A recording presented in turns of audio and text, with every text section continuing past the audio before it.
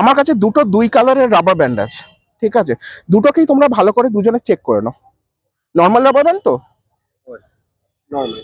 Normal, বেশ। আমি দুটোকে নিয়ে আমার হাতে এইভাবে র্যাপ করছি, ঠিক আছে? আর এবারে আমাকে একটা কথা বলো, মাঝখানের যে রাবার ব্যান্ডটা সেটার কালারটা কি? গ্রিন আছে। তুমি একটু কাইন্ডলি ব্লো করো তো এটা দিকে, মানে একটু ফু দাও না, এতটা আসছে না, একটু জোরে। নীল হয়ে যায়। তোমাদের দেখে মনে হচ্ছে যে তোমরা কনভিন্স নাও, তার কারণ তোমাদের মনে হচ্ছে হয়তো আমি হাত কোনোভাবে ঘুরিয়ে এটা করেছি, তাই তো?